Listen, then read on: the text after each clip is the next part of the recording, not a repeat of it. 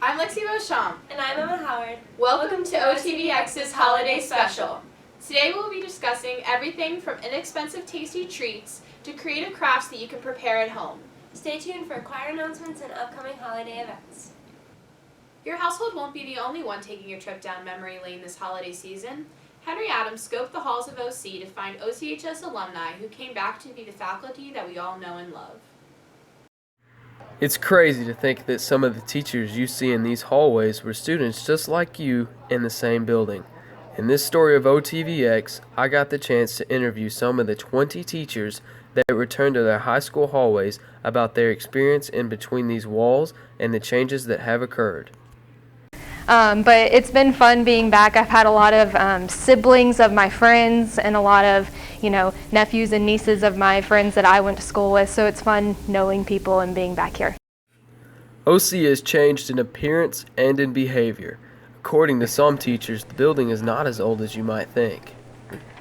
The main difference I see is the structure of the building. They've added a lot of classrooms. The whole front of the school that wasn't even part of the school when I was here. That actually used to be a breezeway that connected the high school to the alternative school. The main office was at this end of the building, where the guidance office now is, so that's kind of different. I see a lot of new faces, but they're still very familiar faces. The dress code has always been a big fuss at OC. Listen to this teacher as she explains her experience with the dress code. Another thing that's changed is the dress code. When I was here, it was a lot more strict than it is now. We had to wear collared shirts with 3 buttons, and we couldn't wear zip-up sweatshirts or sweatpants or anything like that. So it's kind of nice to see it a little more relaxed now. People can wear t-shirts now, and that's kind of cool to see. Of the many years that OC has been alive, there have been traditions to come and go. We now have the 2 college lecture rooms, which is great. When I was here at OC, we had maybe 2 college core classes offered through JCTC. Now there's like 17 that the kids can take, so I would say it's definitely for good. One thing that I really liked was learning the fight song, which I don't know a lot of kids know that anymore, and I don't think that's something that's taught anymore. So that was always cool to sing the fight song when we were coming home from games, because I played soccer, so we sang it on the bus on the way home, and just singing it at basketball games and football games with the band when the band played it.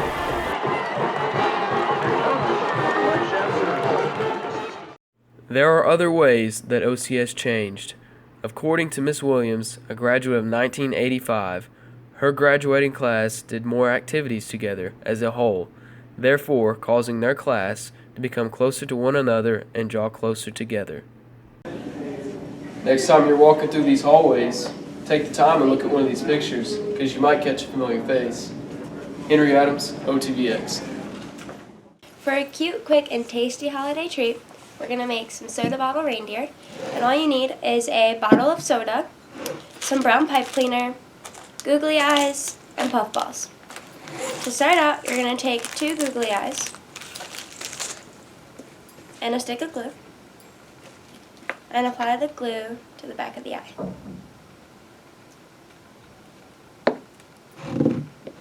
You're going to stick it, you can really put it wherever. Okay, so you're going to glue on 2 googly eyes, and then you're going to take a red puff ball and glue one side of it, and put it on the face. So now our face is done, and we're just going to add the antlers. You're going to take 1 brown pipe cleaner and twist it around the top.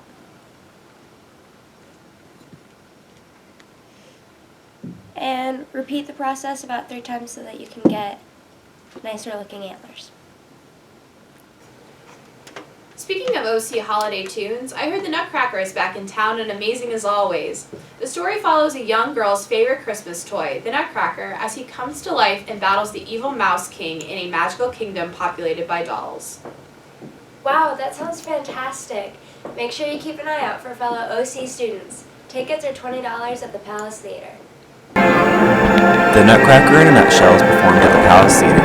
The dancers are part of Magic, Making Art Grow in Children, pre-professional company, and many of them study ballet at Gilman's Dance Academy. Dancers work long and hard for many weeks before the shows. Here are some of the dancers to give their thoughts on what Nutcracker is like. My favorite is the snow scene. Why? Because it's really pretty and we get to wear tutus. I don't really have a least favorite part. I really enjoy to do Nutcracker. I learned about the Nutcracker when Maddie Shackleton came into my drama class last year and was like, we need guys to be in the Nutcracker, and now I'm in the Nutcracker, second year. My favorite part of the Nutcracker is the duet dance between the Sugar Plum Fairy and the Nutcracker at the very end of the show. Every week because it's really fun to just kind of hang out with everybody, and obviously being on stage and performing is really fun. So yeah, it hurts. Your feet get really sore, but you just have to keep working, and you get sore obviously because you're pushing yourself a lot harder for the performances, but you still have to keep going and everything. This year in the Nutcracker. And I think my favorite part about doing it for so long is that I've been able to experience a lot of different parts. I've had almost all the different roles, so that's been really exciting to get new different parts each year. And I'm always just going to really enjoy the memories I've had from it, from hanging out with everyone and just performing. So I recommend that everybody come and see it. You'll see a lot of really fun things, ballet, acrobatics, and tumbling. The tickets are nicely priced, and it's a lot shorter than the actual Nutcracker. It's a shorter version, so you won't be there for too long, and you'll really enjoy it. The shows are $12.50 for 18 and under and $20 for adults. The public performances are at 2 and 7 on December 5th. For more information, go to nutcrackerinernutshell.com. This is Logan Richardson with OTVX. Another easy craft you can make at home is a peppermint sugar scrub. All you need is sugar, peppermint extract, coconut oil, a mason jar, and food coloring. You're going to take a half a cup of the coconut oil and put it in a bowl. Make sure you get it all out.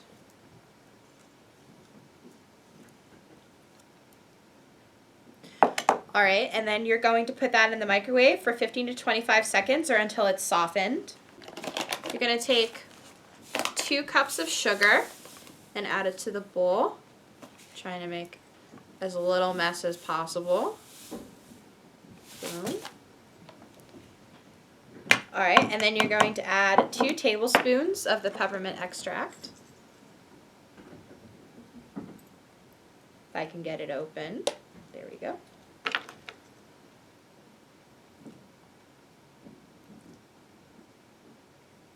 Okay.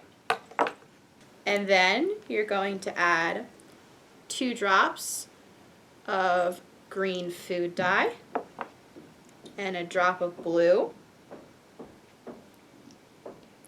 And go ahead and mix it up.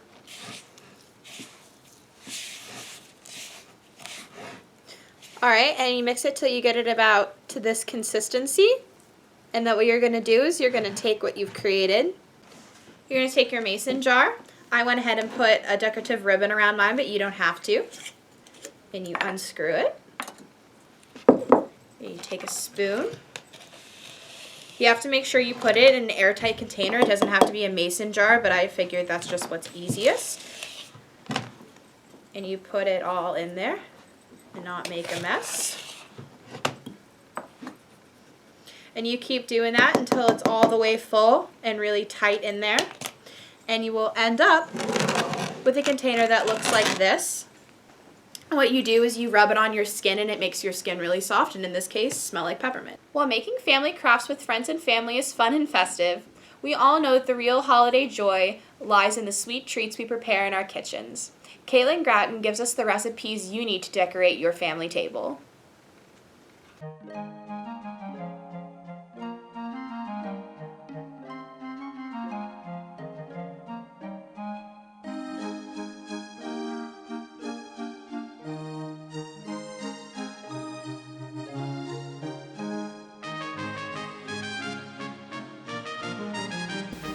First, we need to mix our dry ingredients. So here I have 5½ cups of all-purpose flour, and to that, I'm going to add 2½ teaspoons of baking soda. And then you just need to add a little dash of salt, not very much, just a little pinch. And then you need to whisk all these ingredients together and set them aside, and then we're going to go ahead and work on our wet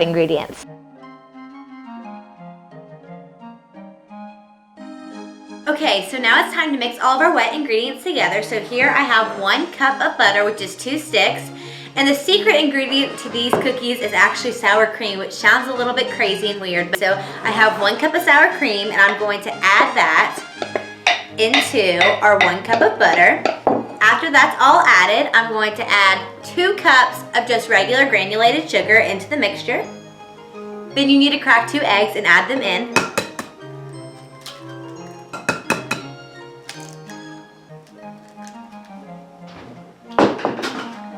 And then also you need 1 splash of vanilla. So all you need to do is take an electric mixer and just mix all of this up.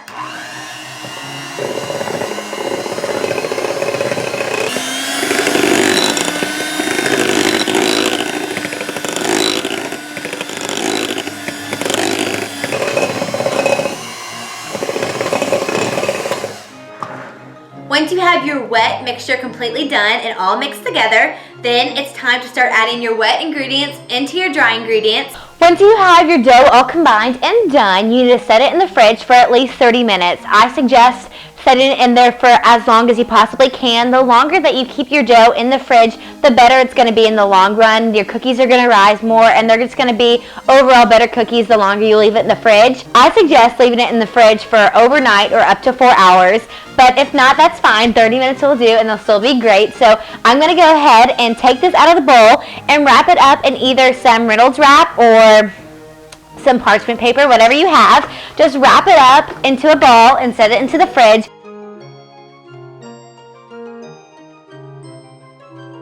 Okay, so now it's time to make our buttercream icing that we're going to be decorating our cookies with.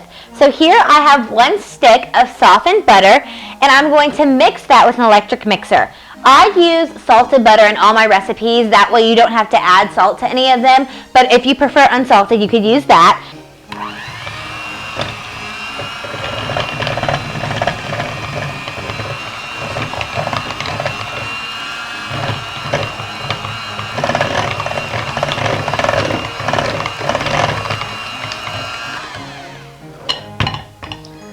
Once you have all of that butter creamed, then you're going to take 1 32-ounce bag of powdered sugar and add that to your mixture.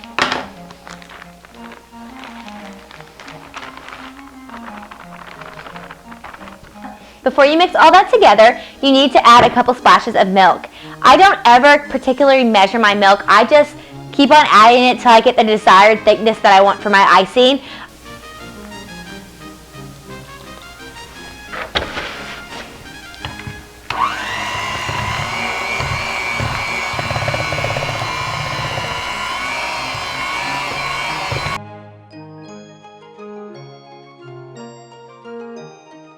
So once you have all that done, I separated my white icing into 3 different bowls.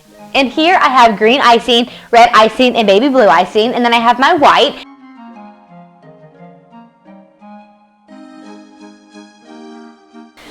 Okay, so here I have a greased cookie sheet, and I'm going to put my cookies onto this and go ahead and stick them in a 350-degree oven for about 10 to 15 minutes. You really just need to stay in the kitchen and keep an eye on them. And once they've risen and kind of got a little golden brown on top, you know that's when they're done.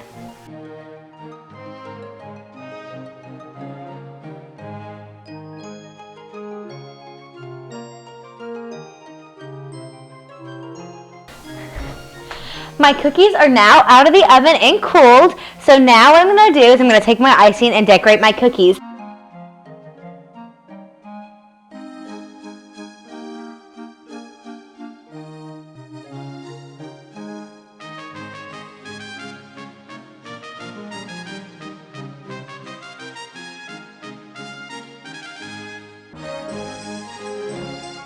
If you're looking for something elegant and festive to spice up your dinner table or to give to a good family member or friend, this is the perfect gift. What it is a bouquet of flowers, but it has candy canes all around it. All you're going to need is a cup, a rubber band, some styrofoam to hold the flowers together. You'll put it in the cup. We chose to use fake flowers, but real flowers are just as good. You're going to need a bunch of candy canes and ribbon. So what you're going to do is you're going to take a cup You're going to put the styrofoam in it like I've already done. I'm going to take a rubber band. Ours is a little big, so I'm going to wrap it twice. Alright, and then you're going to take a candy cane. Go ahead and leave them wrapped, but you want a candy cane that's about the size of your cup so that it covers the entire thing. And you're going to take it and put it underneath the rubber band. And you're going to keep doing this until you get it all the way around your cup. It's going to act as the outside of the vase. I'm not going to do it all the way around, but you get the concept and it'll go all the way. And then you take your flowers and you stick them in the cup.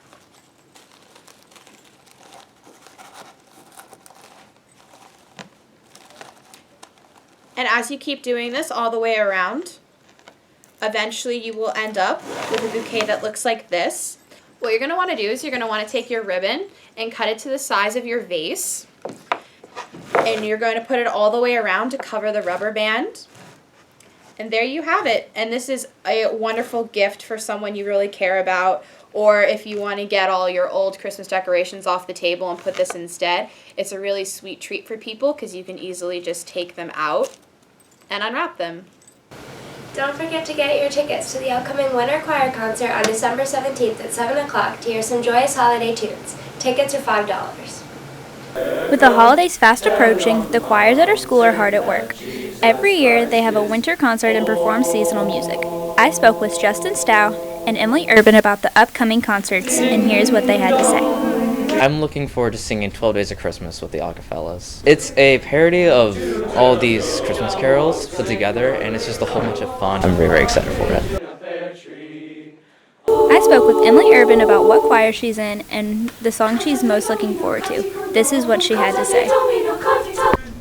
Probably Carol of the Bells, because it's a tradition here at OCHS for chorale to sing that song, so I'm really interested to see if we can pull it off as well as the past years have. Tickets go on sale the 14th in the choir room for $5. The concert will be held in the Oldham County High School auditorium on Thursday, December the 17th.